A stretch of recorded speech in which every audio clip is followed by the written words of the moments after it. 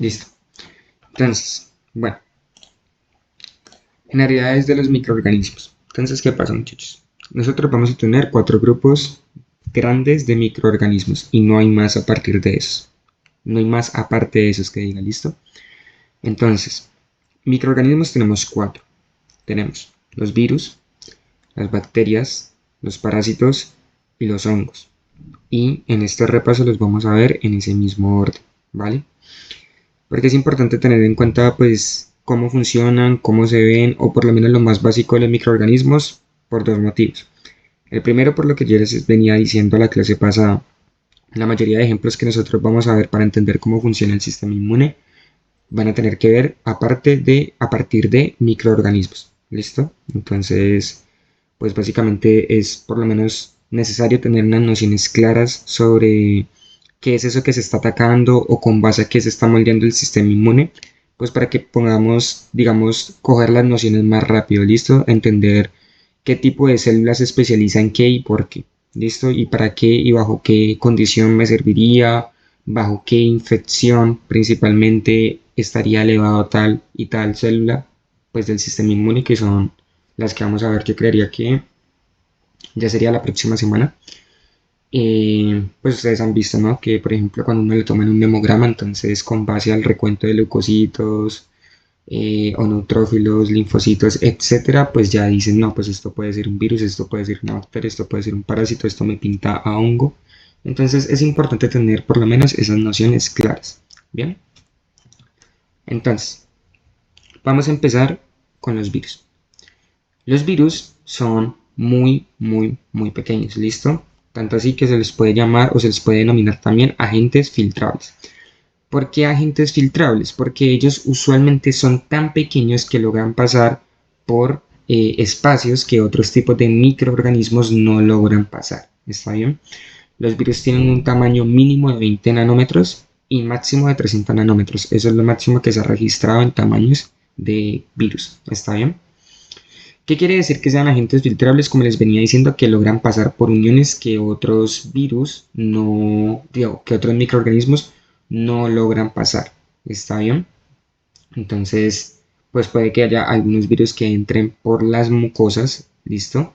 Que en las mucosas nosotros tenemos uniones epiteliales muy estrechas, como ya lo veníamos hablando el domingo, que nos hacen de barrera física, pero pues sin embargo hay algunos virus que logran incluso atravesar estos. Que causen infección o no, eso ya va a depender pues del sistema inmune del huésped, pero de que pueden pasar, para que lo tengan en cuenta. Segundo, los virus tienen que vivir dentro de las células sí o sí. Que los virus pueden estar fuera de las células, sí, pueden estar fuera de las células. Por ejemplo, cuando una persona tiene, no sé, gripa, ya sea por influenza o por este virus tan reconocido que llegó al 2019, por COVID-19, pues digamos que al momento de toser esa persona o estornudar, saca de su cuerpo las partículas, listo, las partículas virales, y esas partículas se quedan suspendidas en el aire un momento mientras llegan a otro huésped. Y digamos, cuando son inhaladas o entran en contacto con las mucosas, pues puede que estén en esa interfaz intercelular, listo, en esa matriz extracelular de las células, sin todavía invadir las células, o pueden que pasen por, como les digo, por la vía aérea, listo, por ese lumen de la vía aérea sin tocar las células, o por la vía digestiva, por ese lumen del tracto digestivo sin tocar las células. Pero eso no quiere decir que sean capaces de sobrevivir extracelularmente. El virus, si no llega a contactar con células, si no llega a adentrarse con células de forma rápida, pues va a terminar muriendo. ¿Listo? Aunque bueno, los virus realmente no mueren porque no son seres vivos. ¿Listo? Pero se van a terminar inactivando. Entonces son intracelulares obligados. ¿Listo? Eso creo que es lo más importante que necesito que se vayan de los virus. ¿Listo? Que los virus son intracelulares obligados. Necesitan estar dentro de una célula para poder cumplir sus funciones. ¿Listo? ¿Cuáles son las funciones de los virus? Básicamente la replicación viral. Los virus son muy sencillos. Viven, entre comillas, viven para reproducirse. ¿Está bien? ¿Qué es lo que conforma un virus, muchachos? Un virus, como ustedes lo pueden ver aquí, está compuesto básicamente de 2 cosas. De ácidos nucleicos que forman el genoma viral, Los virus pueden ser o de ADN o de ARN. Y a eso le vamos a sumar una capa de proteínas, ¿listo? Que lo envuelve, ¿listo? Y por último, como yo les decía, los virus, muchachos, pueden ser de ADN o de ARN, ¿está bien? Un virus nunca puede tener una parte de ADN o otra parte de ARN, o que pase de un individuo siendo ADN y en el otro se convierta en ARN, no. Un virus nace y muere como es, ¿listo? Siendo ADN o siendo ARN, ¿listo? Si es ADN puede ser de doble cadena o de cadena simple. Si es ARN, la diferencia va a ser más bien en la polaridad, si es positivo o es negativo. ¿Qué quiere decir que un ARN sea positivo o sea negativo? Básicamente positivo si ese ARN se puede transcribir directamente a proteínas, o negativo si primero hay que hacer un proceso previo para que ya se pueda transcribir a proteínas. ¿Está bien? Ahora sí, los virus, como yo les venía diciendo, están conformados básicamente de material genético más proteínas. Entonces, los virus que tienen esa conformación más simple, más simple, que la vemos aquí, compuesto por genoma viral y cubierto por una cubierta proteica llamada cápside, son los virus desnudos. Entonces, los virus van a tener dos tipos en cuanto a su morfología, ¿listo? Bueno, morfología no, pero en cuanto a su estructura, que son los virus desnudos y los virus envueltos. ¿Qué son los virus desnudos, muchachos? Los virus desnudos son básicamente los virus que están formados por nucleocápside. ¿Y qué es una nucleocápside? Es básicamente la unión del genoma viral y de una cubierta proteica. ¿Está bien? Que se llama cápside. Entonces aquí tenemos un virus desnudo porque tenemos su ácido nucleico, que puede ser ADN o puede ser ARN, y rodeándolo tenemos una cubierta proteica llamada cápside, y esa cápside está formada por pequeñas proteínas llamadas capsómeros. Tenemos otra parte en donde afuera de esa cápside hay algo que se puede llamar envoltorio, ¿listo? O envoltura viral. ¿Qué es básicamente una envoltura viral? Es una bicapa lipídica que envuelve esa cápside, y esos virus se van a llamar virus envueltos. ¿Está bien? Entonces, en cuanto a su estructura y organización, hay dos tipos de virus: los virus desnudos y los virus envueltos, ¿vale? Uno podría decir, entre más, mejor; entre más, más resiste; entre más, más dura. Y las cosas no son así. Realmente, para los virus, ser envueltos o estar envueltos es una desventaja biológica. ¿Está bien? ¿Por qué? Porque esa bicapa lipídica es susceptible. ¿Y por qué es susceptible? Porque los lípidos son muy susceptibles a muchas cosas. Recuerden que los lípidos, coloquialmente, pues básicamente es grasa. Entonces, un virus envuelto yo lo puedo inactivar, por ejemplo, lavándome las manos con jabón. Los jabones tienen detergentes que interrumpen esos enlaces en la capa lipídica. También pueden ser fácilmente inactivados por el pH, por ejemplo el pH ácido, un poquito ácido que hay en el estómago, bueno, un poquito no, bastante ácido que hay en el estómago, está bien, o igual el pH ácido que hay en la orina, ¿vale? Entonces, esta condición de ser envueltos hace que estos virus sean un poco más susceptibles a las condiciones medioambientales, físicas o químicas, ¿está bien? Los virus desnudos, por el contrario, tienen como cubierta externa proteínas, y las proteínas son muy resistentes, ¿está bien? Las proteínas, recuerden de que tienen un concepto que es termolábil, que es que son susceptibles al calor, y usualmente la forma más común de inactivar esas proteínas es por calor, ¿vale? Y esto hace pues que al ser menos susceptibles, estos virus desnudos sean más resistentes y sean virus que se pueden contagiar de diferentes formas, por ejemplo por consumo de alimentos, por transmisión oral fecal, es decir, alimentos contaminados con materia fecal que luego pasan al tracto gastrointestinal, o de diversas formas. Y estos virus no son tan fáciles de contrarrestar, porque no es que yo me pueda lavar las manos o simplemente pueda tomarme un sorbo de algo que elimine ese virus de forma casi que automática, no, porque son bastante resistentes. Un ejemplo de virus envuelto, el COVID-19. Por eso en medio de la pandemia había esa especificidad y ese afán de el lavado de manos, ¿listo? Y ustedes cuando entren al hospital pues se van a dar cuenta de que precisamente por temas de salubridad y por temas de contrarrestar virus, sobre todo pues hay diferentes dispensadores de alcohol, son muy enfáticos con el lavado de manos. Un ejemplo de virus desnudo, el polio. Listo, el polio es una enfermedad, bueno, el poliomavirus, el polio es una enfermedad que pues no debería verse hoy en día. Tenemos vacuna para el polio, sin embargo pueden reportarse algunos pequeños casos anualmente y son virus desnudos. Listo, son virus que se transmiten en este caso en específico de materia por material contaminado, listo, por ingesta de agua o de comida contaminada con materia fecal de una persona que ya estuviese contagiada.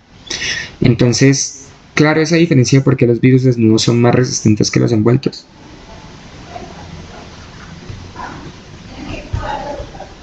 Listo. Los virus también se pueden clasificar de acuerdo a su morfología. Bueno, una cosa que me olvidé decirles para poder explicarles esto acá. Nosotros tenemos tres tipos de virus. Virus de plantas, virus de animales y virus de bacterias. Entonces, ¿dónde quedan los virus humanos? Dentro de los virus de animales. Nosotros somos animales al fin y al cabo. ¿Listo? Los virus de plantas solamente infectan plantas. Los virus de bacterias solamente infectan bacterias. Y los virus de animales solamente infectan animales. ¿Listo? Y vamos a hacer una doble especificidad allí. Los virus de animales que infectan humanos solamente infectan humanos. ¿Listo?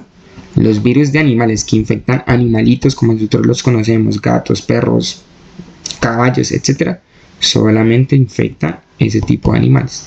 ¿Está bien? Son muy específicos entre especies.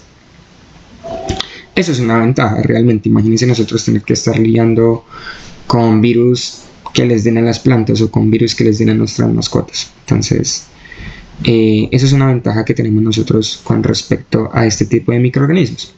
Ahora sí, retomando. Hay diferentes morfologías de los virus. Listo, tenemos helicoidales, tenemos poliédricos, esféricos, como este de aquí que es el COVID.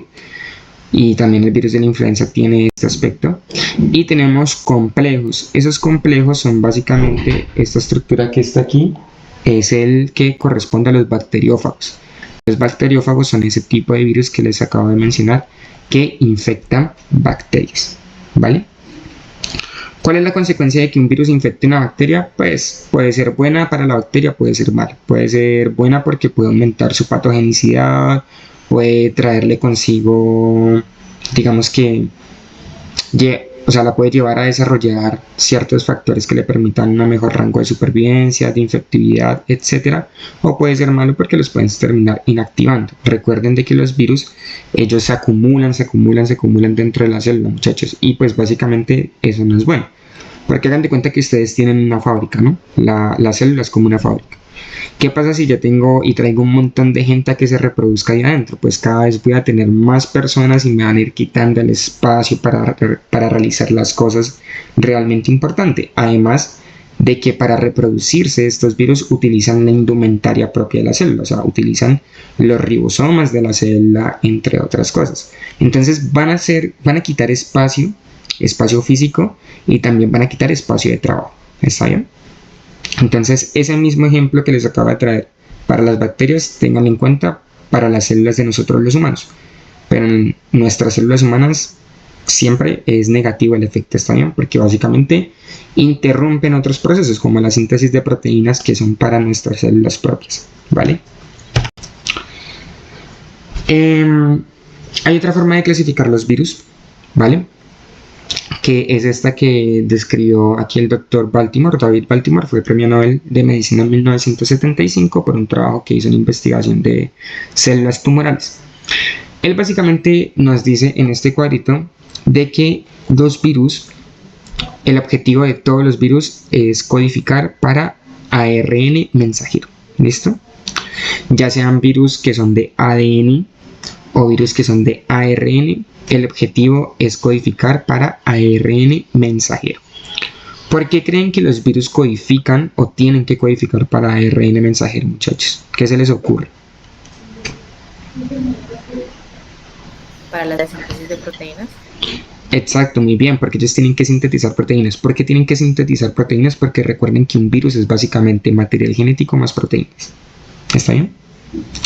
Entonces, todos los virus tienen que llegar a esa forma de ARN mensajero. ¿Está bien? Entonces, los virus originalmente pueden venir como virus de ADN de doble cadena o de cadena simple, virus de ARN de doble cadena o de cadena simple positivos o negativos, que esto ya les expliqué, o retrovirus. ¿Listo? ¿Qué son los retrovirus, muchachos? Los retrovirus son básicamente virus de ARN o de ADN que se transcriben a la inversa. Eso después se los explico, aunque eso se los van a profundizar más cuando estén viendo VIH en infecciosas. Y son virus que tienen una capacidad y es unirse al genoma de la célula que están infectando. ¿Listo? Estos virus, a pesar de que se meten dentro de nuestras células y utilizan nuestros mecanismos para replicarse, no se integran a nuestro ADN, a excepción de los retrovirus. Y el retrovirus más complejo contra el que peleamos día a día es el VIH. ¿Está bien? Por eso es que esos virus son tan difíciles de inactivar. ¿Listo? Por eso no tenemos una vacuna todavía en fase 4. Por eso no tenemos tratamientos efectivos, porque son virus que primero cambian constantemente y segundo tienen ese pequeño detalle de que se integran a nuestro genoma y eso hace mucho más difícil pues atacarlos. ¿Está bien? Los virus pueden ser de dos tipos, como ya lo hemos venido hablando, de ADN o de ARN. ¿Qué pasa con los virus de ADN? Los virus de ADN van a pasar a sintetizar ARN para poder sintetizar sus proteínas, pero el material genético que quede dentro del virus al final de que se sintetice o se replique va a seguir siendo ADN. ¿Listo? El hecho de que los virus vengan con ADN o con ARN y busquen sintetizar ARN mensajero no quiere decir de que vayan a cambiar, ¿se me entienden? O sea, no quiere decir de que el virus de la influenza es un virus de ADN y cuando entra al hospedero pasa a ser un virus de ARN. No, sigue siendo un virus de ADN. ¿Listo? ¿Por qué? Porque guarda ese pequeño material genético de ADN y luego cuando se sintetizan las proteínas, pues vuelve y se forma el virus. Entonces, básicamente, los virus de ADN tienen que pasar a ADN también y los virus de ARN tienen que pasar a ARN. No sé si ustedes recuerdan sus clases de biología celular, pero por allá quizás les tuvieron que haber mencionado de que las polimerasas que son las que se encargan de la replicación del material genético, porque estos virus tienen que llegar a replicar su material genético, ¿listo? ¿Para qué? Para guardar una parte para cuando se forme nuevamente el virus y para otra parte vaya a realizar todo el proceso de síntesis de proteínas. Entonces, estos virus en su proceso de replicación, los que usan ADN, pues las que se encargan de replicar son las ADN polimerasas, mientras que los que usan ARN o los que son compuestos por ARN tienen ARN polimerasas, ¿vale? ¿Cuál es el meollo del asunto aquí? No sé si ustedes recuerdan que ustedes les mencionaron que las ADN polimerasas, en específico una, corrige errores, mientras que las ARN polimerasas no corrigen errores. Es decir, los virus ADN mutan menos que los virus ARN. ¿Está bien?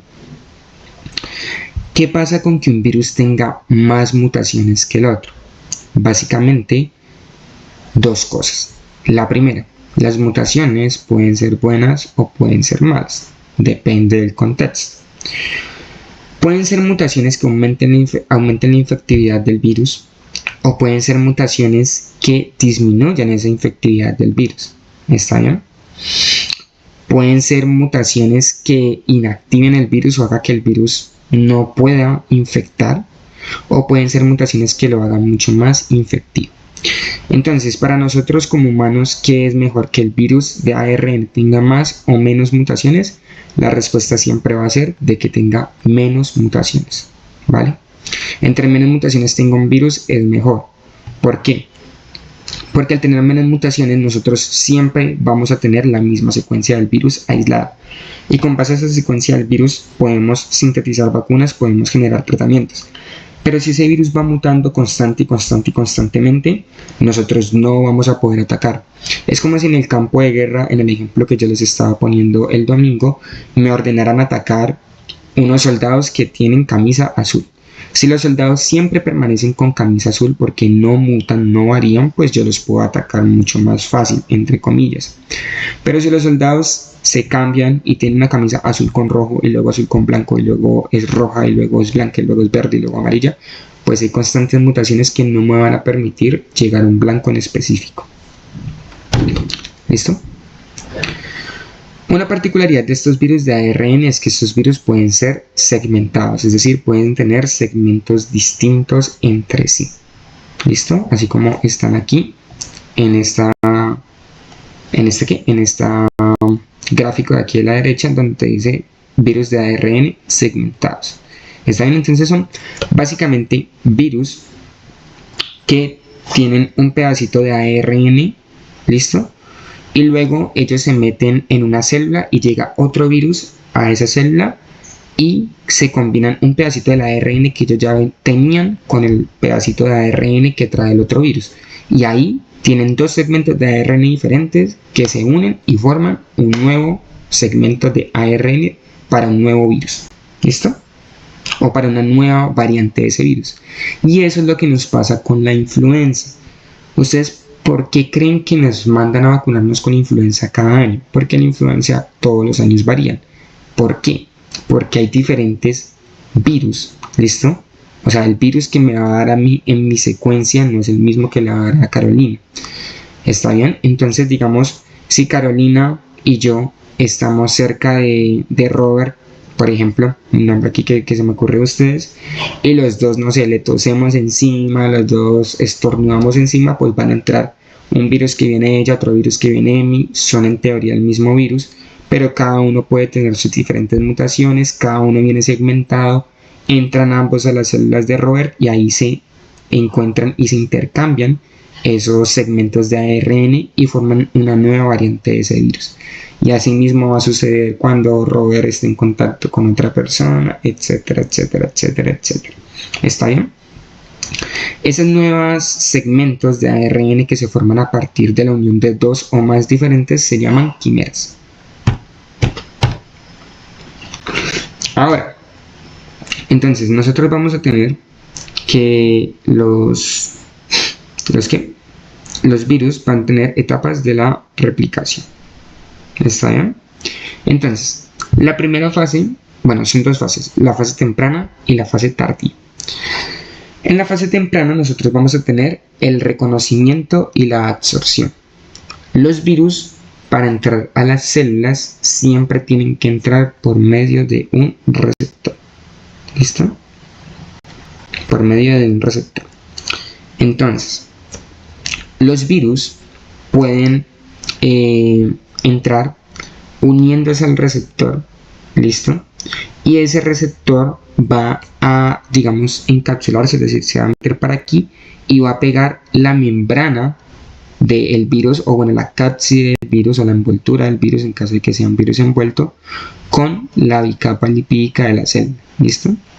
Entonces, toda esa fase en la que se reconoce y se une se llama reconocimiento y absorción de la fase temprana.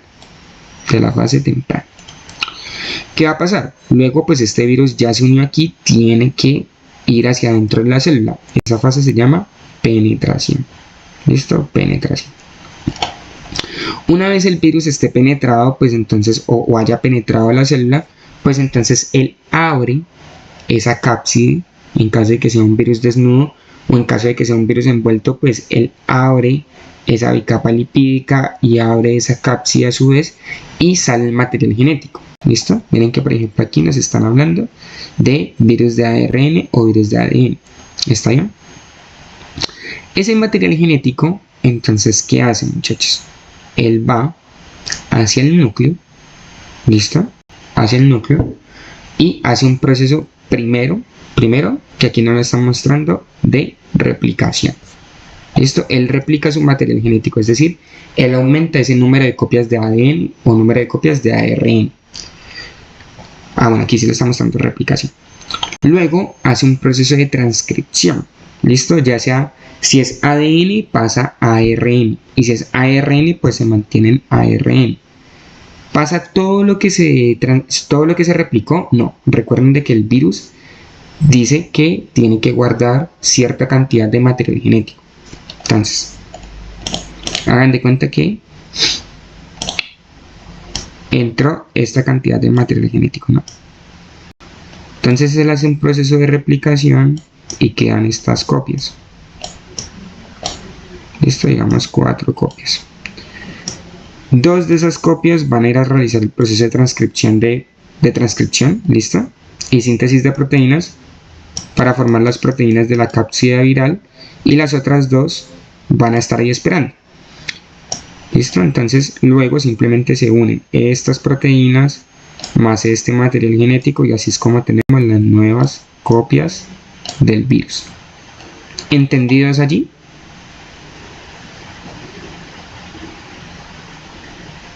Caro, ¿entendido allí?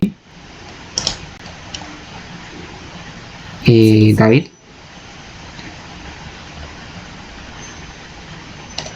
Ok. Entonces, pues básicamente así es como nosotros tenemos las copias de ese virus. ¿Listo? Pero la fase temprana llega simplemente hasta la síntesis de proteínas. Luego, el ensamblaje y la liberación y la replicación del mismo genoma hacen parte de algo que se llama fase tardía. ¿Listo? Entonces, en la fase tardía se replica ese genoma viral, se ensamblan esas proteínas para terminar creando la nueva copia del virus y se libera. ¿Listo? Bueno. Los virus se pueden replicar en diferentes sitios. ¿Listo? No solamente en el núcleo. Entonces hay virus que van a poder llevar a cabo la replicación de su genoma en el citoplasma, y hay virus que van a necesitar sí o sí de las herramientas que tenemos en nuestros núcleos como células eucariotas para llevar a cabo su replicación. Y hay virus que tienen la posibilidad de hacerlo en ambos compartimientos. ¿Está bien? Como por ejemplo los retrovirus. ¿Listo? Acá. Los retrovirus se pueden replicar tanto en el núcleo como en el citoplasma. ¿Listo?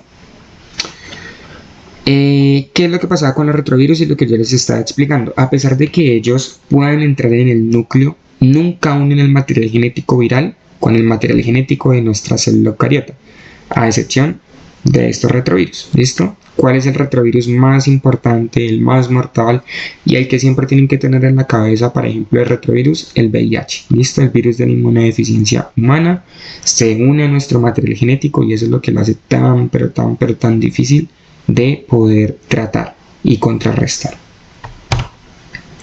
Y hay diferentes tipos, creo que aquí ya acabamos virus, hay diferentes tipos de infección viral. Creo que alguien habló o pidió. Dale, Giselle. Sí. Tú decías que los virus se reproducen en el citoplasma y en el núcleo, solamente los retrovirus.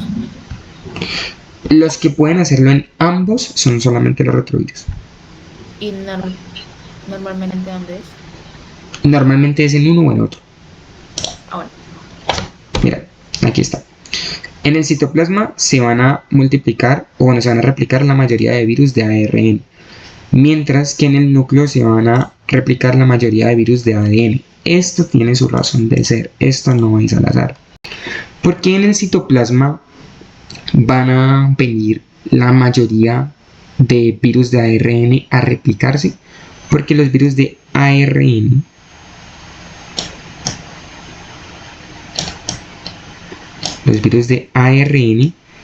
traen consigo aquí adentro, aparte de su material genético, voy a cambiar de color, traen consigo una proteína que se llama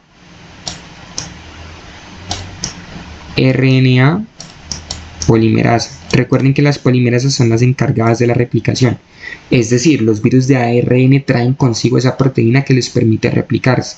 Por eso es que ellos no tienen que entrar hasta el núcleo. En cambio, los virus de ADN, ¿listo? los virus de ADN no traen consigo esa ADN polimerasa. ¿Está bien? Solamente traen aquí adentro su material genético. Es por eso que ellos sí tienen que entrar a usar las polimerasas de el núcleo, ¿listo? Nuestras polimerasas propias. Por eso yo les decía que los virus interrumpen también la producción de nuestro propio material genético y luego obviamente por consiguiente la producción de nuestras propias proteínas. ¿Está bien?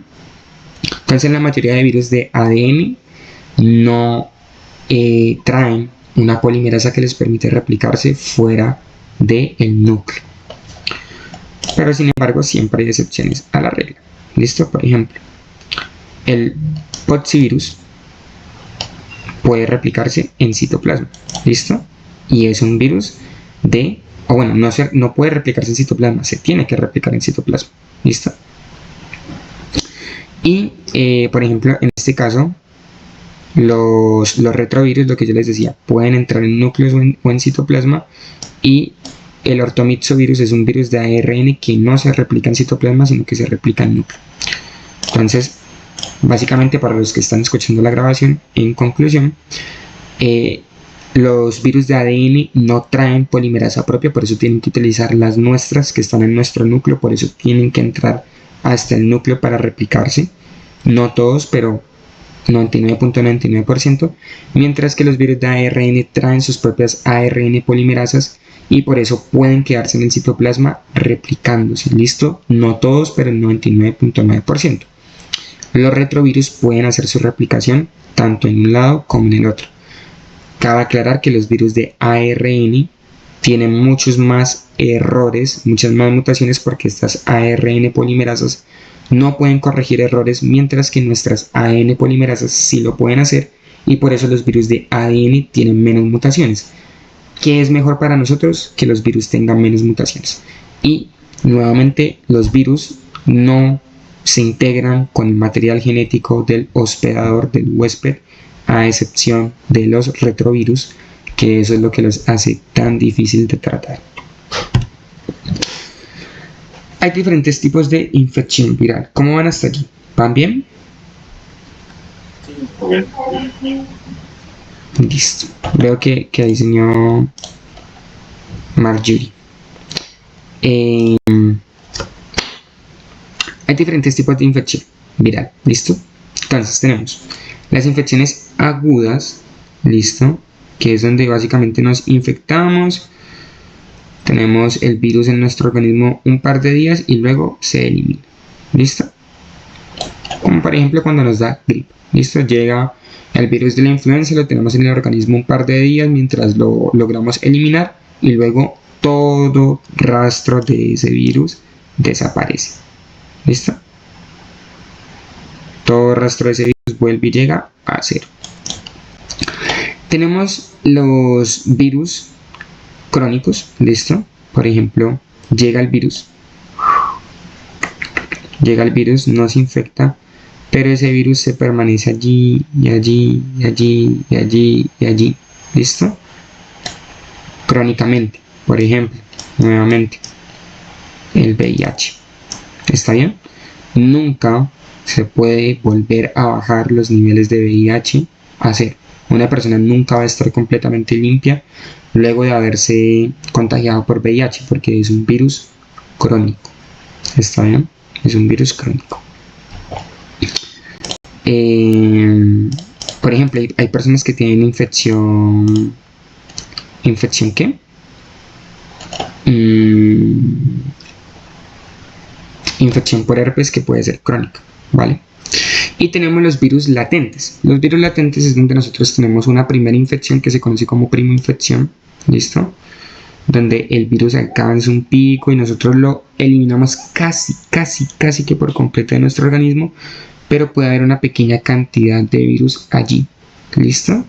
Puede haber una cantidad pequeña de virus allí que en un caso de reinfección o ante condiciones que supriman nuestra salud, como por ejemplo el estrés, como por ejemplo, ¿qué les digo yo? La exposición a ciertas sustancias o enfermedades que debilitan nuestro sistema inmune, pues pueden volver a aparecer. Entonces, esas son infecciones latentes. que el virus está en muy poquita cantidad, pero ante ciertas situaciones puede volver a aparecer, pero nunca con un pico tan alto como en la primera infección. La primera infección, muchachos, es básicamente la primera infección que produce ese virus. ¿Está bien? Un ejemplo de virus latentes, muchachos, es el virus de la varicela zoster. ¿Listo? Es el virus del herpes zoster. ¿Listo? Que en la preinfección produce varicela. ¿Listo? Y luego cuando ese virus se puede reactivar por condiciones de estrés, pues va a producir herpes zoster. ¿Está bien? Claro, eso está allí. ¿Alguno de ustedes les ha dado varicela? ¿O les dio varicela? Sí, claro. A mí me... ¿A ti? A ustedes. Y en algún momento, después de muchos años, ¿qué les digo? Después de muchos años, no se les como que reactivó, les salió de pronto un sarpullido en la parte costal, o sea, en la parte del tórax, o no les dio neuralgia del trigémino o algo así. Bueno, tengan en cuenta que si eso pasa, pues puede ser una reactivación de ese virus de la varicela zoster, del herpes zoster. ¿Listo? ¿Está bien? Entonces, ese es el ejemplo más claro y es el ejemplo clásico que se tiene sobre los virus latentes. ¿Listo? El virus del herpes zoster, que en la primera infección produce varicela y en la segunda infección, pues produce el herpes como tal. ¿Listo? El herpes zoster. ¿Alguna pregunta sobre virus?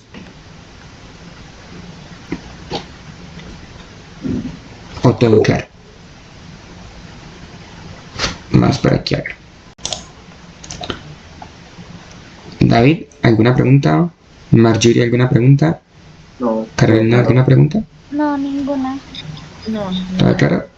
Bueno, muy bien. Ahorita, vámonos con... ay, yes. Vámonos con las bacterias.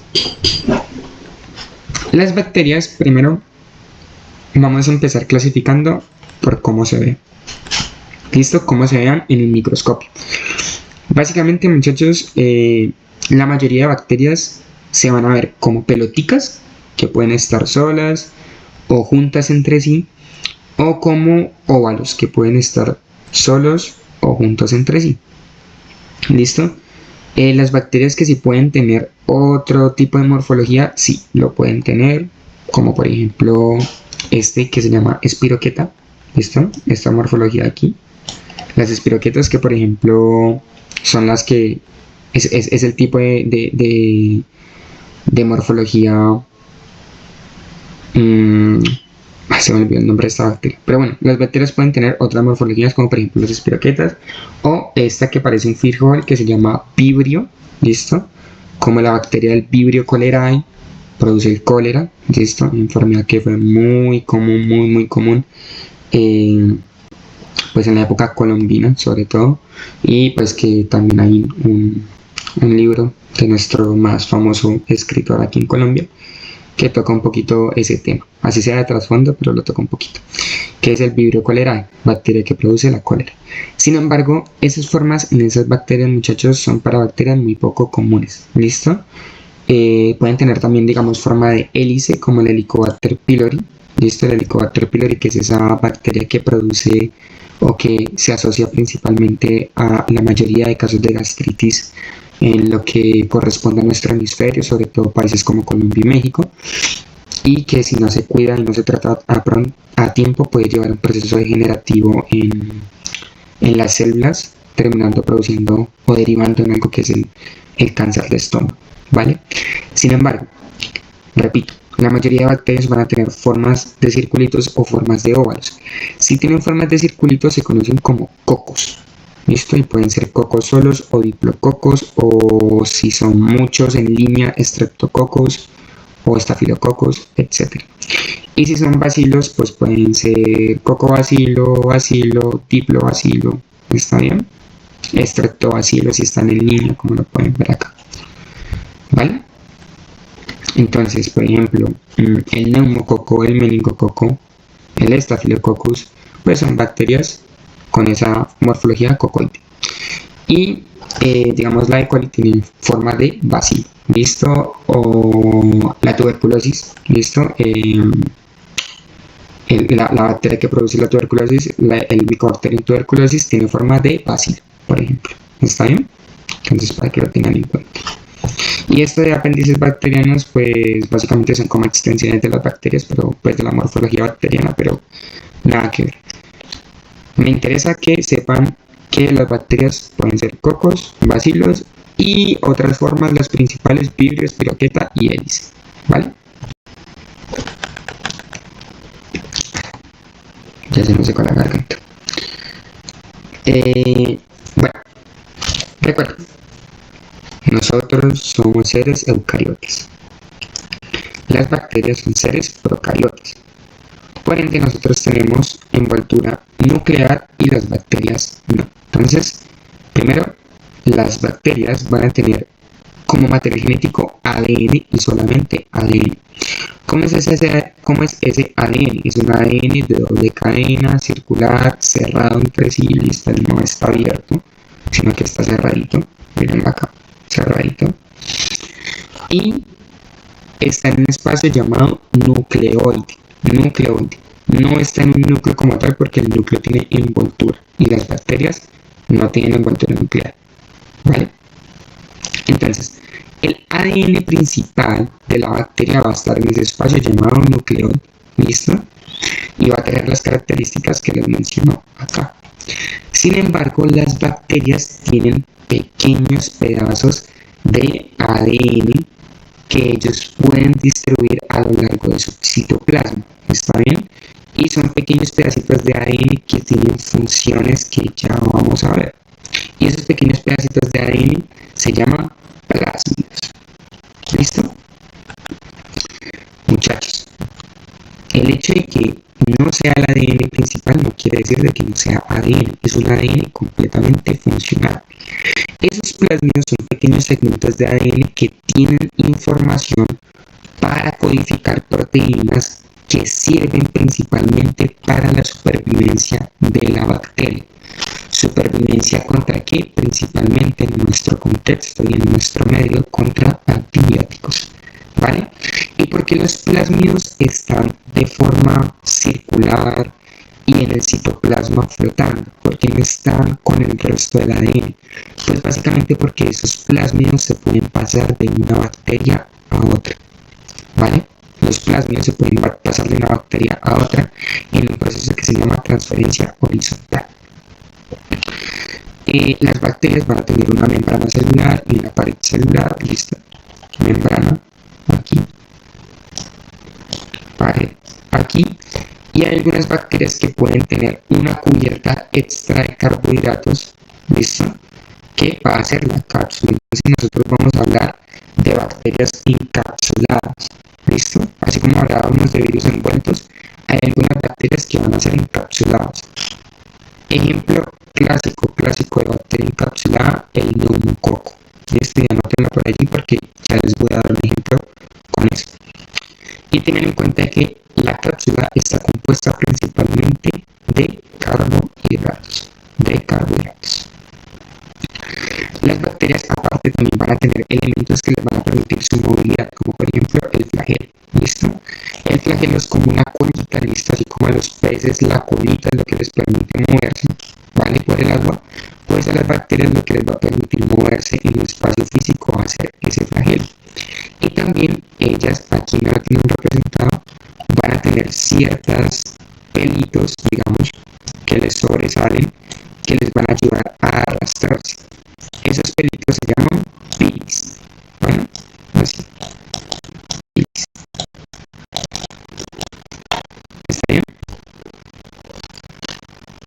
Entonces, estructuralmente, muchachos, eso es lo que tiene una bacteria. Recuerden sus clases de biología molecular. Los procariotas no son muy distintos a los eucariotas. O sea, lo único que cambia es básicamente eso que les dije del núcleo. Entonces, aquí también vamos a tener ribosomas, aquí también vamos a tener el resto de órganos. ¿Está bien? O bueno, muchas de las órganos. ¿Está bien? ¿Todo bien así? Sí, todo bien. Bueno,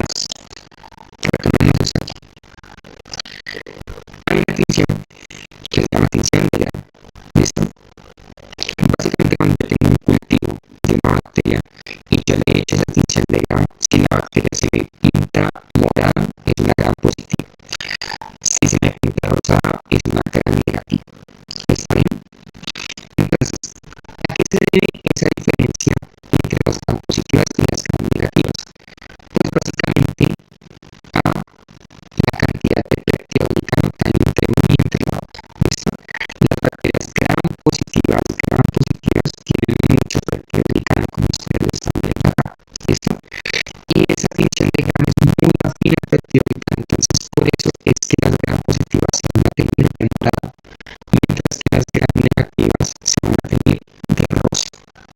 ¿Listo? Esa es la única diferencia entre las bacterias gram positivas y las gram negativas, la cantidad de peptidoglicano que haya. No hay absolutamente no. De hecho, la diferencia principal ni siquiera es esta cantidad de peptidoglicano, es lo que les muestro aquí. Las bacterias gram positivas tienen solamente una membrana celular interna, ¿listo? Y una pared celular, y esa pared celular tiene muchísimo peptidoglicano, por eso es que se tiene de morado. Mientras que las bacterias gram negativas tienen una membrana celular interna, una pared de peptidoglicano, ¿listo? Una pared celular con poquito de peptidoglicano y una membrana celular externa. ¿Está bien? Esa es la principal diferencia entre las bacterias gram negativas y las gram positivas, que las gram negativas tienen una membrana externa, entonces tienen membrana interna, pared celular y membrana externa, mientras que las gram positivas tienen membrana interna y pared celular. Por ejemplo, hay otras diferencias como que el espacio periplasmático, es decir, entre el plasma, es decir, entre la pared y la membrana, en las gram positivas es muy reducido, mientras que en las gram negativas es más amplio. ¿Está bien? Aquí yo les dejo un cuadrito resumen donde pueden ver las diferencias entre las gram positivas y las gram negativas. ¿Está bien? ¿Cuál es otra diferencia entre las gram positivas y las gram negativas, muchachos? Básicamente, el PAM que tenga dentro de ellos, o el PAM tal cual esté relacionado con algún. ¿Alguno de ustedes me podría recordar qué es un PAM? PAMP.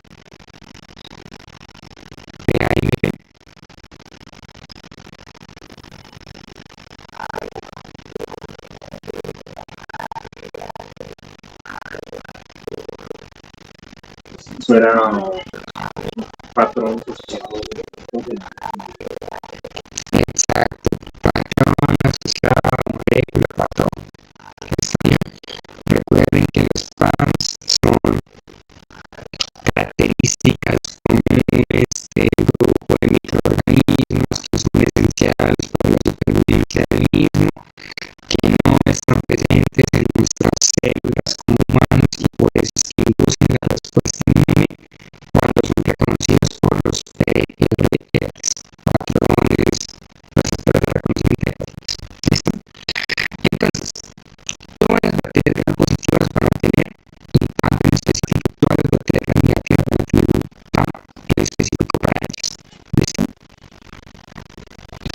El PAM de las bacterias gram positivas va a ser el ácido lipoteicoico en la membrana.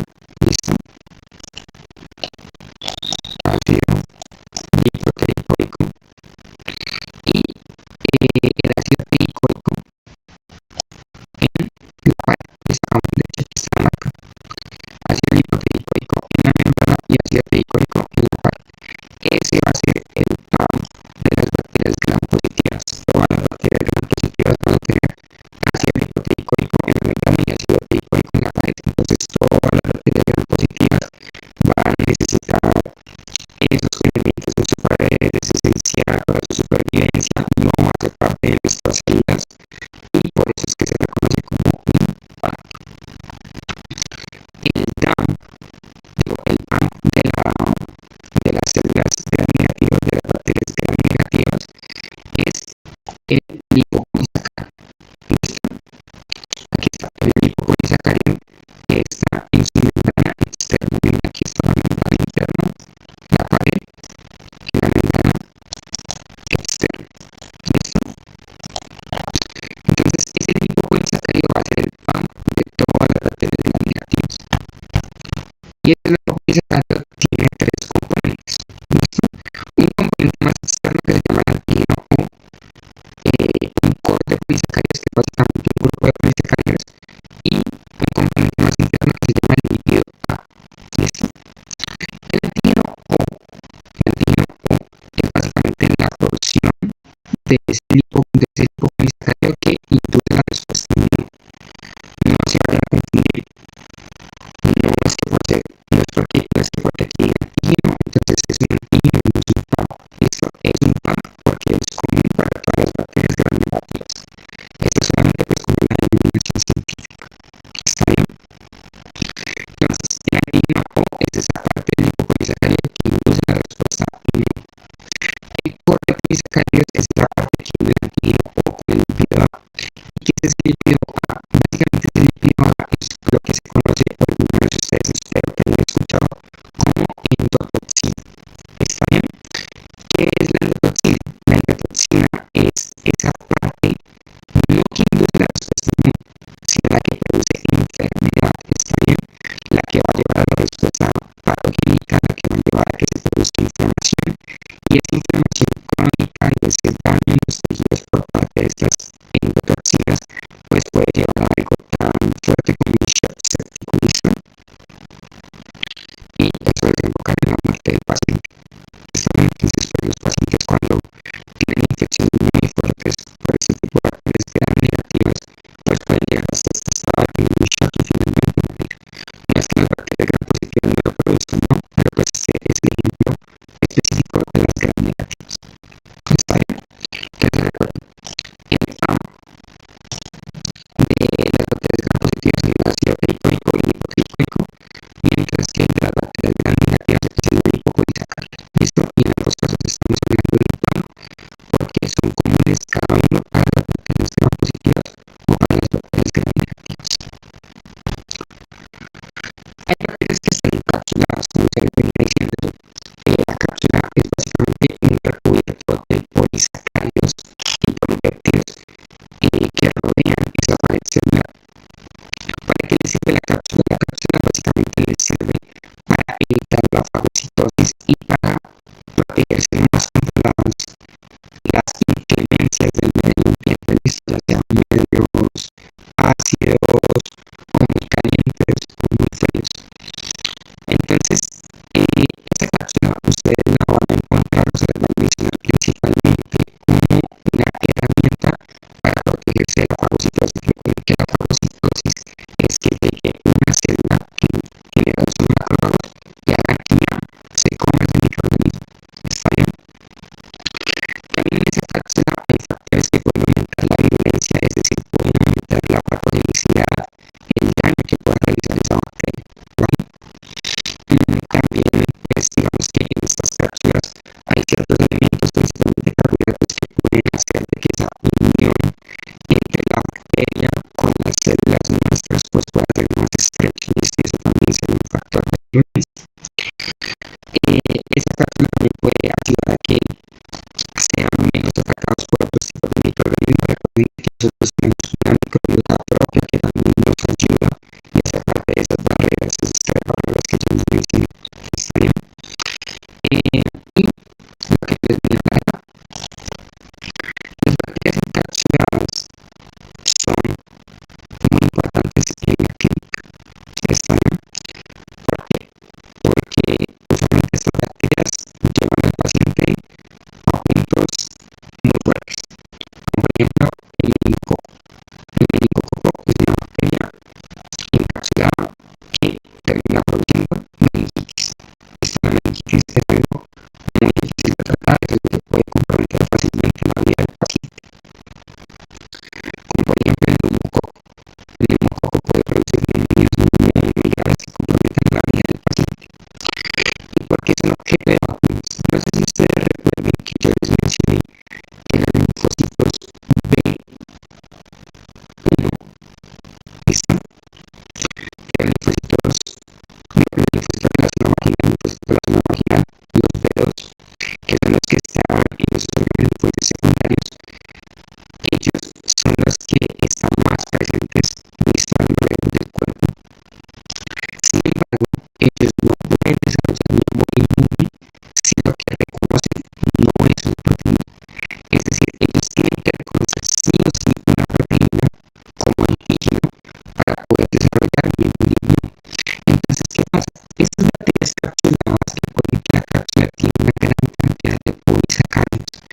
Y esos polisacáridos de la cápsula, muchachos, pueden, digamos,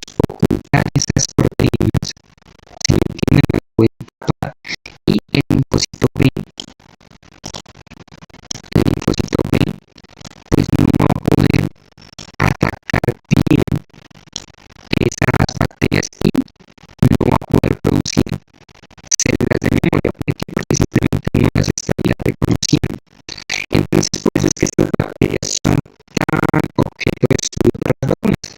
Porque ¿qué hacen? Básicamente comen un poquito de estos polisacáridos que están aquí y le suman una proteína. ¿Para qué le suman una proteína? Pues para que cuando se inyecte la vacuna, pues el linfocito B reconozca el polisacárido y reconozca la proteína. Entonces él reconoce la proteína y como la proteína está en este polisacárido, pues ya sabe de que tiene que atacar cualquier cosa que tenga esta proteína y que tenga este polisacárido, ¿vale? Entonces entra el virus, la bacteria encapsulada y no tiene la proteína, es verdad, pero sí tiene el polisacárido. Entonces el linfocito B ahí es capaz de, de, de, de, de atacar, ¿vale? ¿Y por qué hacemos énfasis en el linfocito B? Recuerden que solamente hay dos células que producen memoria, linfocitos T y linfocitos B. Pero los linfocitos B son especialmente importantes porque son los que producen anticuerpos y los anticuerpos siempre están en sangre. Los anticuerpos siempre están siendo producidos en sangre y esos anticuerpos pueden, ya que están en sangre, en caso de que entren este tipo de bacterias o diferentes microorganismos, llegar más rápido, unirse a esos microorganismos y realizar las tres funciones principales que tienen, que recuerden que son la oxonización, la fagocitosis y la oxonización, la neutralización y la activación del complemento, ¿vale? Entonces, miren cómo esos conceptos que uno ve, así sean poquitos, hay que tenerlos claros y en cuenta para no poder entender. Y esto es lo que yo les decía, miren, por ejemplo, estas bacterias son bacterias conjugadas polisacáridos también, o sea, comen los polisacáridos de la cápsula y le suman una proteína. Y miren aquí el ejemplo que les estaba poniendo. El meningococo y el neumococo, ambas bacterias encapsuladas que se les saca alguno de esos polisacáridos de la cápsula y se les une a proteínas pues, para que puedan el linfocito generar una memoria que permita identificarlos, ¿vale? Y eso es el resto de vacunas. Esto lo vamos a ver, pues yo creo que después tendremos que ver segundo o tercer punto. Vamos con los parásitos, muchachos, pero ya llevamos una, ¿les parece? Sí. Creo que vamos a hacer unos 5 o 10 minutos si quieren y venimos a terminar lo que son parásitos, hongos y proteínas antimicrobianas. ¿Qué les parece? Bueno, entonces vamos a arrancamos a unas 4:33. Bueno, igual necesito que comentas. Ok, vale. ¿Cómo van este tiempo de que se pasan? ¿Bien? ¿Han entendido? Sí, bien. Muy bien. Listo. Sí, bien. Listo, listo. Listo, listo. Entonces, 4:33.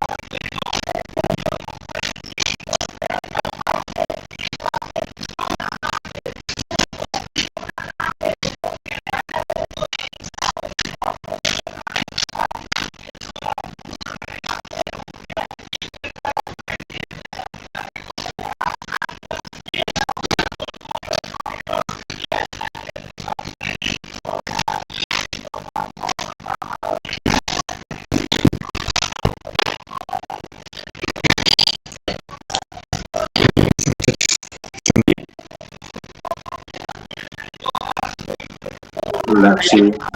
Nací. Listo. Entonces, sigamos con esta partecita de la clase que queda. Bueno, ya hablamos de virus, ya hablamos de las bacterias. Morfológicamente, estructuralmente sencillos, porque son unicelulares, básicamente. Los virus y las bacterias son unicelulares. No hay nunca una bacteria multicelular ni un virus multicelular. La cosa se complica un poquito más para los parásitos y para los hongos, porque ellos pueden ser sí unicelulares, pero también pueden ser multicelulares. ¿Está bien? Entonces, en el caso de los parásitos, lo primero que les vamos a mostrar es este cuadro de resumen que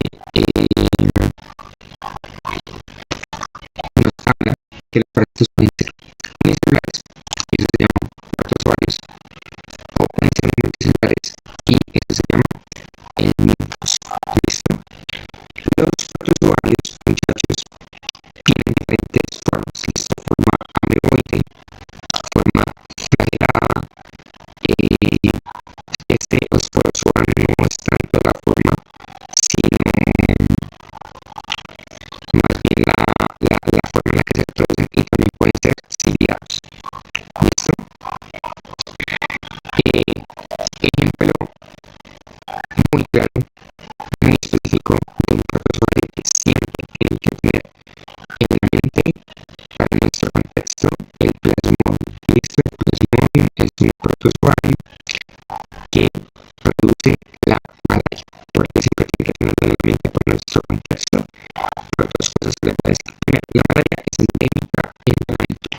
Buenaventura queda a 3 horas de Cali. ¿Listo? Segundo, el Hospital Universitario del Valle tiene la principal cantidad de casos de malaria grave en el Valle del Cauca. ¿Por qué? Porque es que se produce en Buenaventura. Pues básicamente porque no se identifica a tiempo, y cuando las personas llegan a un estadio grave y no saben qué hacer con ellos, pues las mandan por acá. ¿Listo? Entonces, para que lo tengan en cuenta. También hay otra cantidad de parásitos en nuestro contexto. Los parásitos son muy comunes en los países con poco desarrollo, sobre todo en cuestiones de higiene, en sistemas de agua, ¿listo? Y en plantas de tratamiento de alimentos.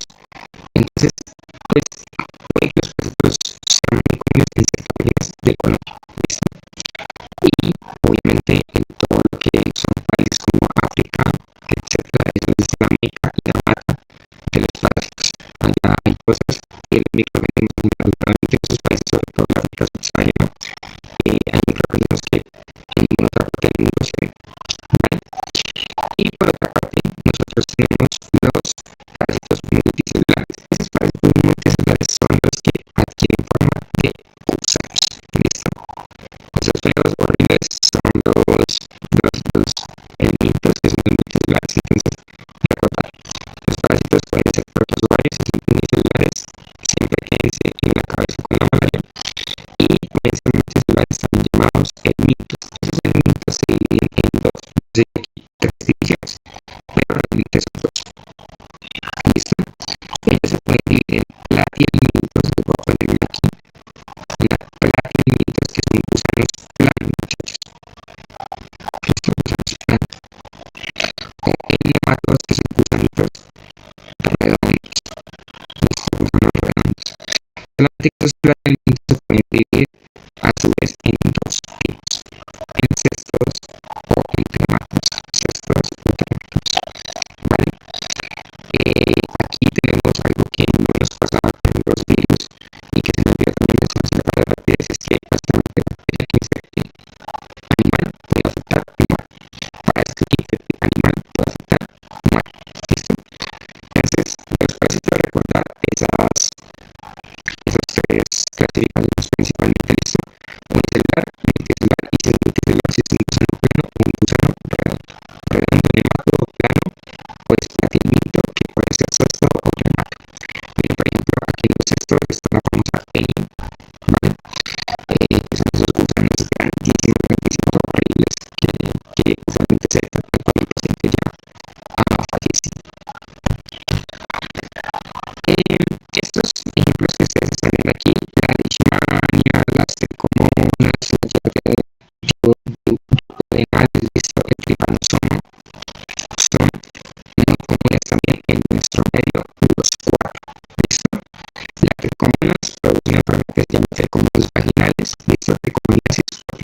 pulmonares, que es una enfermedad que está muy presente o puede estar muy presente en las mujeres, ¿listo? Y sobre todo, eso simplemente cuestión biológica en las mujeres que tienen oficios sexuales, ¿listo? La giardia duodenal es un parásito que está presente en las reservas de agua o alimentos que no están bien tratadas, están contaminadas y producen una diarrea intensa que suele ser muy intensa para las personas que no son de la región. Es decir, ustedes ven un viajero, no sé, que venga de Alemania, Estados Unidos, etcétera, esos países con sistemas de tratamiento de agua y alimentos tan desarrollados que venga aquí y le da una diarrea severa que dura 5 o 6 días, principalmente pensar en giardia duodenal. El Trypanosoma cruzi, que produce una enfermedad que es la enfermedad de Chagas, ¿listo?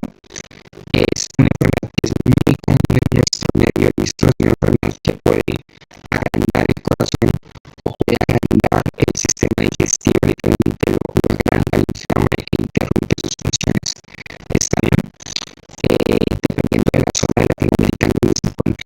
Hacia el norte, hacia el sur de Latinoamérica, pues está la variante que agranda el sistema digestivo, mientras que al norte, como estamos nosotros, está la variante que agranda el corazón. De hecho, el Trypanosoma cruzi es el principal causante de muertes relacionadas a afecciones cardíacas en los países de nuestra región, y están en los países latinoamericanos o países del trópico. Y por último tenemos la leishmania. La leishmania es la leishmania, la leishmania que tiene muchas formas, Chagas, mexicanos, etcétera, que básicamente es una enfermedad que puede ser netamente de las mucosas o sistémica y es muy mortal, sobre todo en los perritos es muy mortal. En los humanos se puede tratar, pero pues hay que hacerlo bastante rápido. Y la leishmania también está muy arraigada en nuestro medio. Está bien. Definición de los parásitos, muchachos, pues básicamente parásitos, parasitismo, acuérdense de esas clases de tercera de primaria, donde hablan de la simbiosis, del mutualismo, del parasitismo, ¿listo?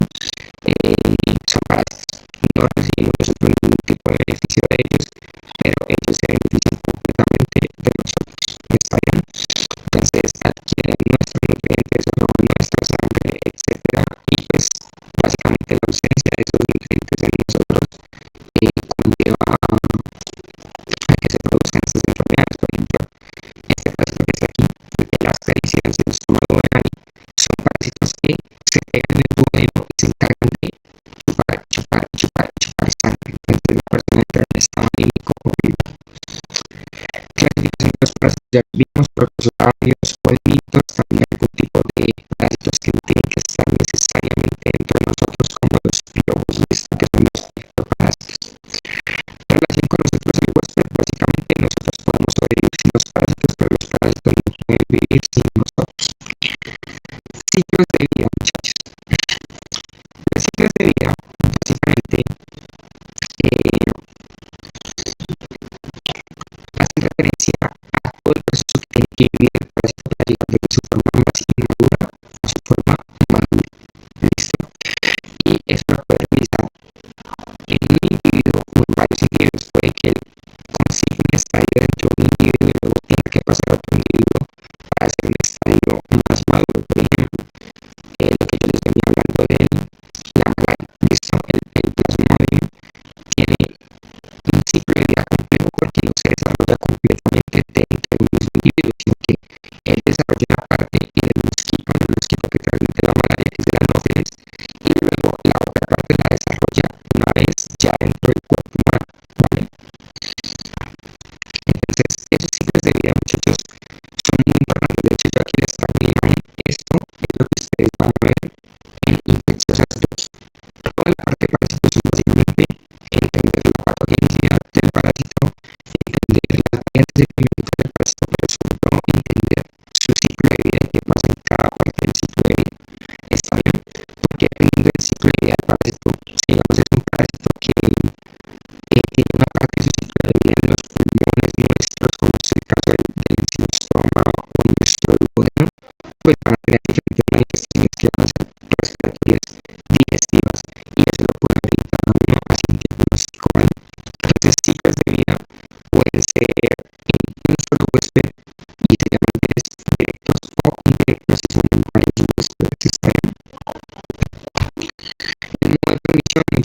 puede ser por un contacto, como les digo, con alimentos contaminados, puede ser por picadura de algunos animalitos que funcionan como vectores, principalmente los mosquitos, también por garrapatas, etcétera, etcétera, etcétera. ¿Está bien?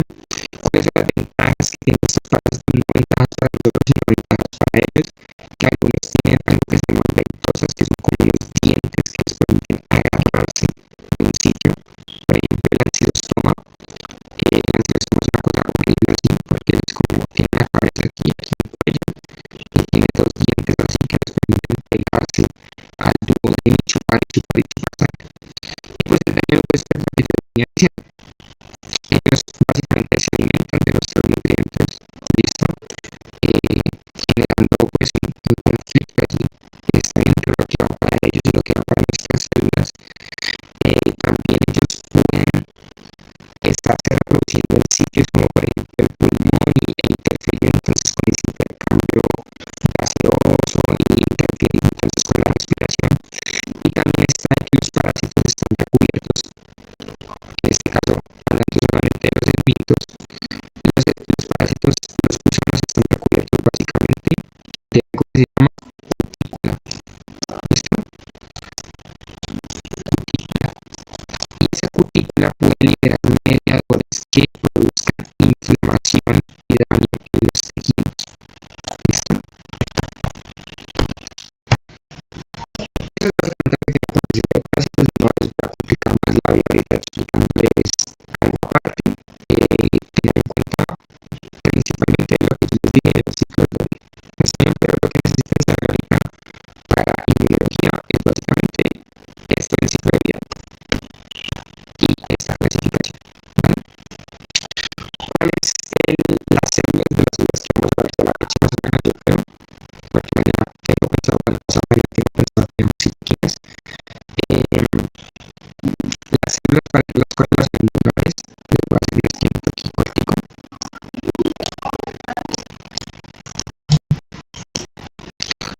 Para los virus, la célula del sistema inmune que principalmente actúa es el linfocito CD8. ¿Listo? Para las bacterias, la célula que principalmente actúa son los macrófagos y también los neutrófilos. Para los parásitos, por excelencia, son los eosinófilos. ¿Listo? Para que lo vayan teniendo. Y eso es lo que yo les decía, dependiendo de cómo esté el hemograma, de qué célula es la que esté más presente que la otra, pues entonces así mismo va a poderse orientar en el diagnóstico. ¿Todo claro con los parásitos? ¿Alguna pregunta? Sí. ¿Algo que quisiera añadir? No. Ok. Los hongos. ¿Listo? Eso que ustedes están viendo aquí es la cándida, es el hongo cándida. ¿Está bien? Hay muchos tipos de cándida. Y básicamente los hongos tenemos el mismo problema, o el mismo problema, la misma circunstancia que tenemos con los parásitos. Pueden ser unicelulares, y si son unicelulares se conocen como levaduras. ¿Listo? Levaduras son unicelulares, o pueden ser multicelulares, y los multicelulares son los que se conocen como mohos. ¿Está bien? Mohos. Ahora, hay algo que tenemos que aclararles. En el estudio de microbiología, precisamente, hacemos estudio micro. Los hongos pueden ser hongos grandes, ¿listo? Y estos son los hongos que no hay creciendo en los árboles, que comúnmente se llaman cepas. Esos hongos no producen enfermedad realmente, entonces por eso no se estudia dentro de este campo de la microbiología. Lo que vamos a estudiar son los hongos microscópicos, y esos hongos son unicelulares y se llaman levaduras, o son multicelulares y se llaman mohos. ¿Está bien? Esos unicelulares están formados por levaduras, ¿listo? Están formados por pequeñas pepitas que se llaman blastoconidias, ¿listo? Cada una de esas pepitas se llaman blastoconidias, y esas blastoconidias a veces pueden formar agrupaciones que se conocen como pseudonifas, ¿listo? Pseudonifas. Mientras que los mohos son multicelulares, y esos mohos forman unas ramas largas,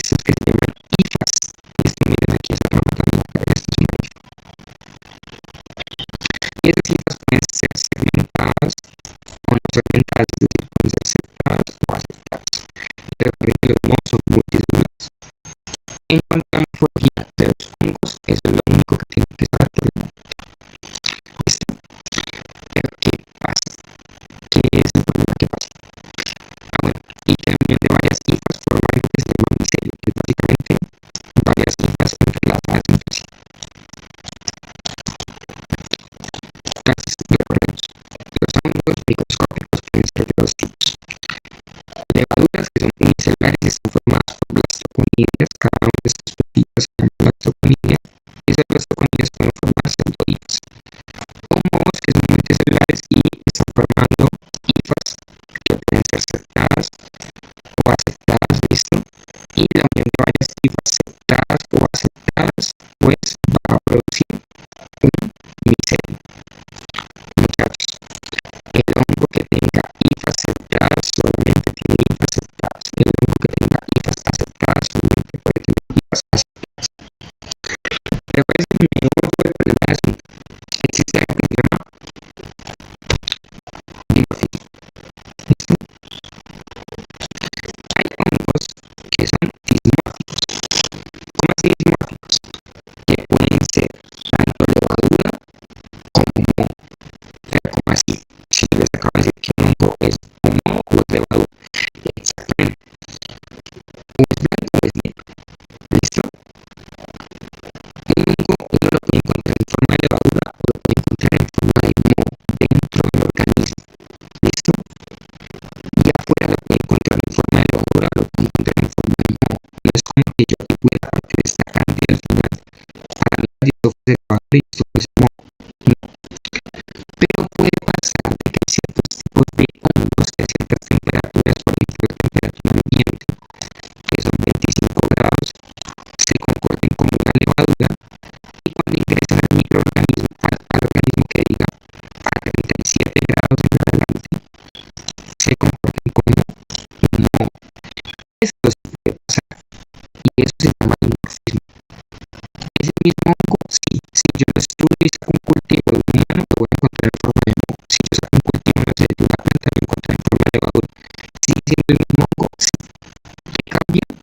Que a cierta condición, este cambio de temperatura puede comportarse como uno o como otro, pero nunca como los dos al mismo tiempo. ¿Listo? Y este dimorfismo, pues, para hacer de que cambie de levadura a moho o a levadura, pues hace que el sistema inmune la tenga más difícil para contrarrestarlo y eso se llama factor de virulencia. Factor de virulencia. Los factores de virulencia son características de los microorganismos que hacen que sean más violentos, es decir, que puedan contagiar más, que puedan producir más enfermedad. ¿Listo? Los hongos son heterótrofos, es decir, adquieren sus nutrientes por absorción. Tienen reproducción sexual y reproducción asexual, que no se los voy a explicar porque sería complicado de más ahorita no lo necesitan. ¿Listo? La morfología, lo que yo les venía diciendo, muchachos, hifas que pueden formar micelios, en este caso estamos hablando de mohos principalmente, ¿vale? Y vamos a tener las esporas. ¿Qué son las esporas, muchachos? Las esporas son básicamente segmentos de ese hongo que se pueden, digamos, si aquí tengo un micelio, hay un segmento de ese micelio que se puede desprender, ¿listo? Que se conoce como espora y puede ir hacia otro lugar y hacer que crezca la posible causar infección. ¿Está bien? Tengan eso muy en cuenta, ya se lo voy a mostrar, que no tengan en cuenta. Luego las esporas. La pared celular, muchachos, la pared celular de los hongos está principalmente compuesta por quitina y glucanos. ¿Listo? Glucanos con un enlace de este tipo, beta 1,6-glucano. ¿Listo? Esto los diferencia en parte con nuestros enlaces de nuestras paredes de nuestra membrana celular. Nosotros no tenemos enlaces beta 1,6 sino beta 1,4. ¿Está bien? Recordemos, unicelulares, levaduras, multicelulares, mohos. ¿Está bien?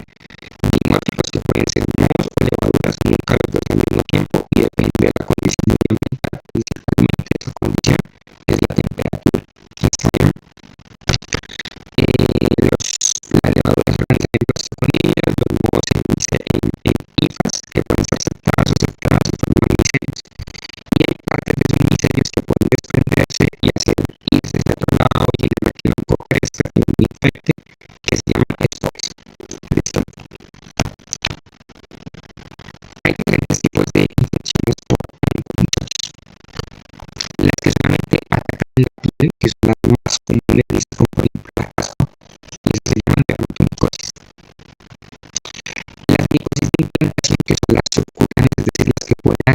tejidos debajo de la piel, ¿listo? Como por ejemplo el músculo y hueso. Eso se llama micosis de implantación. Y por último tenemos las infecciones fúngicas invasoras o IFIs, ¿listo? Que son infecciones sistémicas. Estas infecciones sistémicas o infección fúngica invasora las vamos a dividir en dos tipos. Hay algunas que se producen por hongos que son endémicos, es decir, hongos que están en ciertas regiones o hongos que se desarrollan bajo ciertas condiciones. ¿Listo? Por ejemplo, el aspergillus, que pueden ejemplo, el aspergillus es un tipo de hongo que se desarrolla mucho en las granjas. Es una granja donde hay gran cantidad de paja. Ahí se desarrolla mucho ese hongo, ese moho, ¿listo? Y puede producir una infección fúngica invasora, ¿listo? Y también dentro de las infecciones fúngicas invasoras tenemos algunos hongos que las vamos a encontrar presentes en personas que están inmunodeprimidas, ¿listo? Personas inmunodeficientes. Por ejemplo, pacientes con VIH, pacientes con cáncer que tienen el sistema inmune ya muy debilitado, pues pueden tener ciertas infecciones por hongos, ¿está bien? Como por ejemplo el histoplasma, etcétera. Entonces hay tres tipos de infecciones por hongos que se conocen como micosis, ¿listo? Esto es lo que yo decía, estos los hongos que se transmiten por vía aérea, netamente por vía aérea, principalmente son hongos pertenecientes a este grupo, ¿listo? A los hongos que pueden ser oportunistas o endémicos. Y miren lo que yo les decía aquí de las esporas. Las esporas son estructuras de reproducción dispersadas en aire, agua o animales. Por ejemplo aquí, de un micelio, ¿listo? Se están liberando ciertas esporas, ¿listo? Ciertos fermentos de ese hongo que pueden ir hacia otro organismo y generar el crecimiento del mismo. ¿Sí? Ven aquí cómo va creciendo. Y forma finalmente otro micelio. Ven aquí hay hifas. Este ejemplo que les estamos poniendo aquí es el caso de aspergillus, ¿listo? El aspergillus se encuentra principalmente en pacientes que tengan un deterioro de los neutrófilos que se conoce como neutropenia, ¿listo? Entonces les decía, muchachos, los hongos tienen principalmente quitina y glucano en su pared celular. Ellos tienen una pared celular muy grande, muy amplia, ¿listo? Tenemos estos enlaces beta 1, 6 y beta 1, 3 y nosotros los humanos tenemos principalmente en nuestra membrana enlaces beta 1, 4, ¿listo? Que es una cosa muy específica, muy específica de nosotros los seres humanos, que es que nosotros en nuestra bica lipídica, en nuestras células, tenemos colesterol.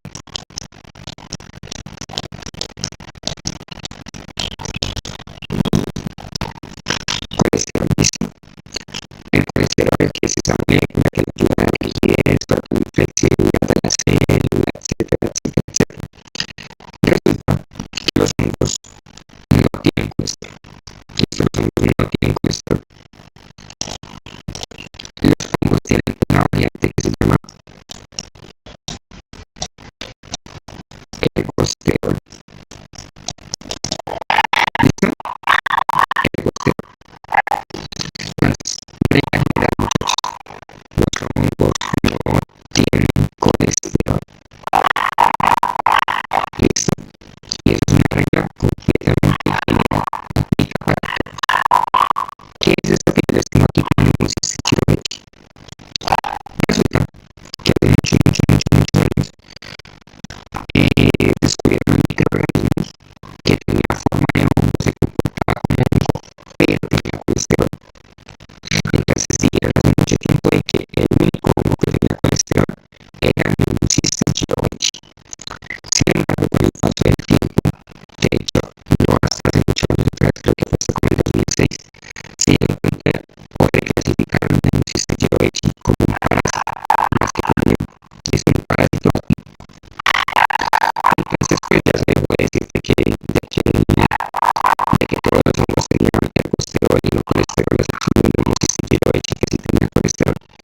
dejo de decir eso pues porque básicamente tenemos este Givenchy ahora se clasifica como un parásito.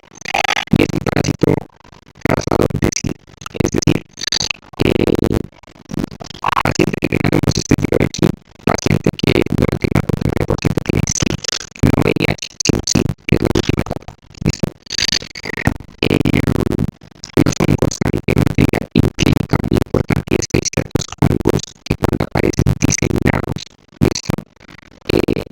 Es decir, que aparecen produciendo infecciones múltiples órganos, podemos decir que son marcables de sí, como por ejemplo la cándida. Cuando la cándida se encuentra diseminada, pues es probable que el paciente tenga SIDA. Pues también, entonces ustedes saben que el SIDA es irreversible y termina con la vida del paciente cada vez que tenga. Ahí acabamos los microorganismos. ¿Qué les parecía?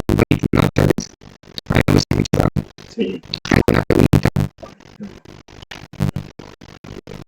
¿Alguna pregunta? ¿Alguna duda? ¿Alguna inquietud?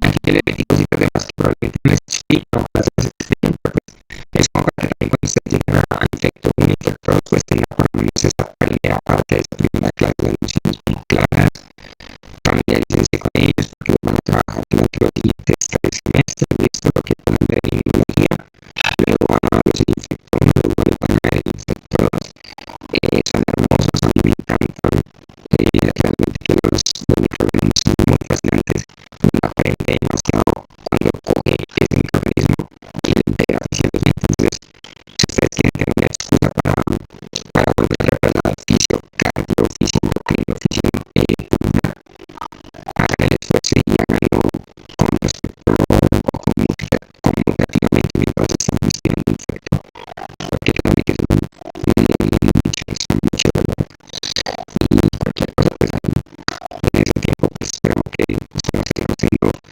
comunicación y pues cualquier cosa que necesiten pues me dicen de una que yo y trabaja con todo lo que es microorganismo médica. ¿Alguna duda que les repita antes de pasar a esta otra parte, muchachos? ¿Cómo está? Todo claro. Listo, para Carolina, para Martín. Que tengan, Carolina se tuvo que retirar por una cita. Ok, listo. Bueno, y finalmente pasamos a la parte de los prácticos en química. Una práctica antes de muchos de ustedes ya cuadran de tener idea de esta clase. No, aún no. Ahora, cuando terminemos, no puedo. Bueno, igual que lo tengan en cuenta de que además que van en compromiso de la legislatura de ese no hay problema, pero pues lo repito, ustedes lo tienen en cuenta para la siguiente. En inmunidad innata yo les mencioné que hacían parte de inmunidad innata células, ¿listo? Barreras físicas y también proteínas, ¿listo? Proteínas y péptidos, ¿listo? Entonces, pues básicamente eso es lo que vamos a ver en estos últimos minuticos, algunas proteínas y algunos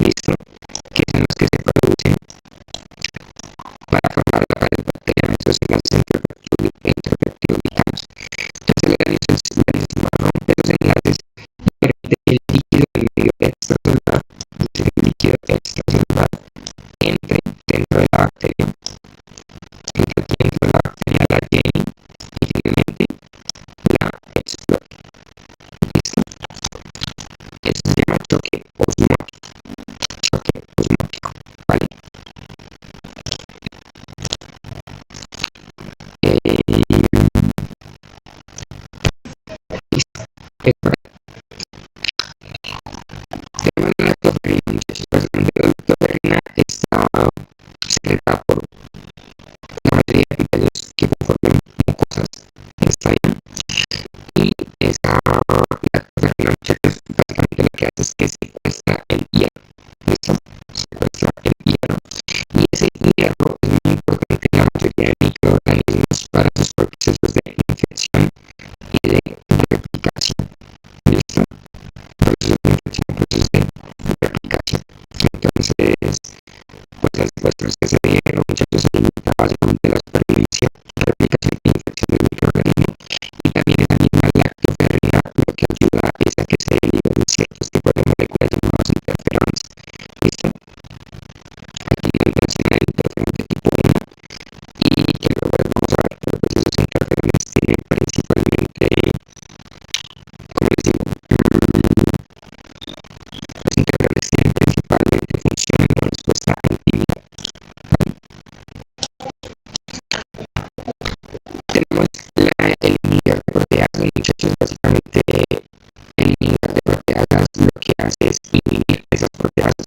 Valga la redundancia, que es una proteasa, una proteasa es una proteína que es capaz de degradar y que puede degradar, pues puede degradar tejidos.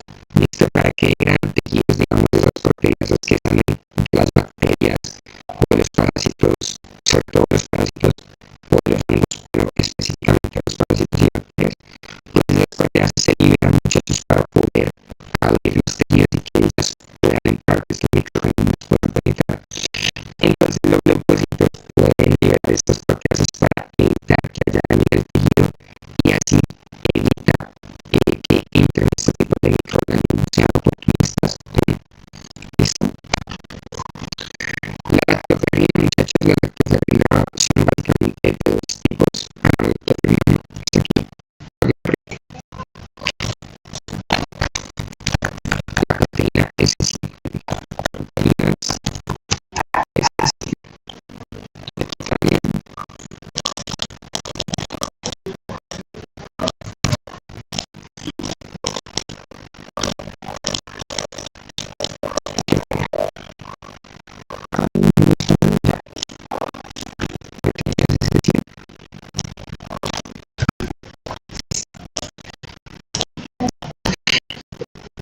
las proteínas de decía, muchachos, son de dos tipos, pueden ser la soleacina o la calprotectina. ¿Listo?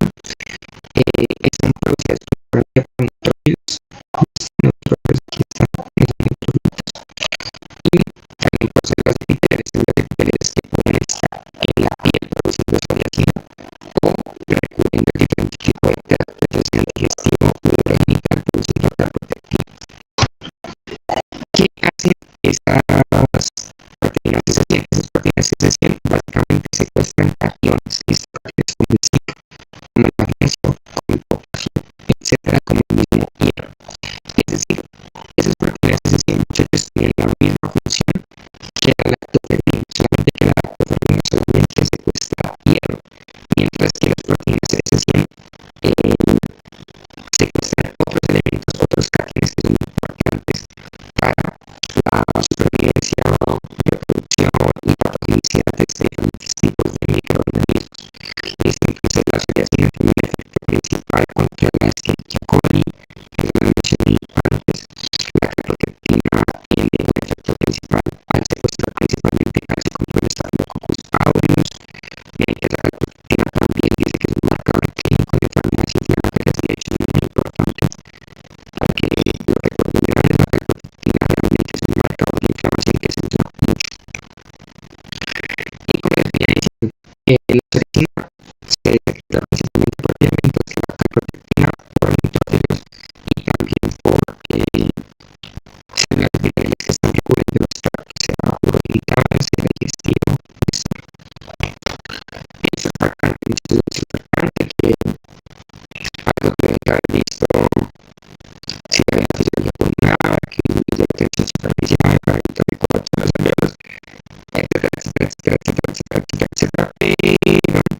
Pero el surfactante también se puede unir a ciertos microorganismos y actúa como una oxacina, es decir, mata la oxidatización. ¿Y qué es oxidatización? Muchachos, recuerden que oxidatización es básicamente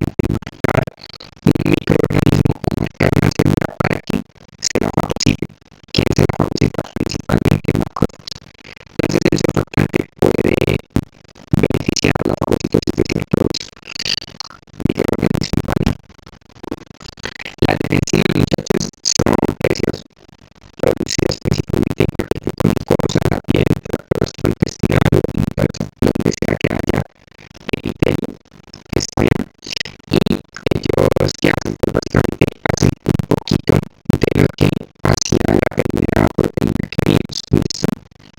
Que es romper esos enlaces, ¿listo? Causar un tipo de choque osmótico, ¿listo? Romper esos enlaces en las membranas de los microorganismos, causa un choque osmótico, pero aparte de eso la defensiva se mete en otro terreno que es evitar la síntesis de ácidos nucleicos, es decir, evita, digamos, replicación de ADN, replicación de ARN y por ende evita la síntesis de nuevas proteínas.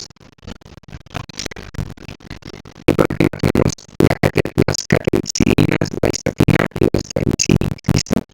La catencina, la única que hemos identificado más es esta, la L37, esta producida en piel, mucosas de boca, etc. La histatina se excreta químicamente por la mucosa oral mediante la saliva y la ermicina se produce por las glándulas urínicas. ¿Qué hacen cada una? Respectivamente. ¿Listo? Las catencinas básicamente lo que forman son poros, ¿listo? Poros en las membranas de los microorganismos para generar un choque osmótico y también causan esa interferencia con los ácidos nucleicos. Igualito que las catencinas. ¿Qué es la cistatina? Muchas veces básicamente las cistatinas lo que van a hacer es afectar la producción energética del microorganismo al afectar la mitocondria. Y las ermicinas actúan igual que las catencinas, igual que las defensinas, igual que las lisosomas, que es produciendo poros. Y finalmente eso es todo. Muchas gracias. Bueno, muchas gracias.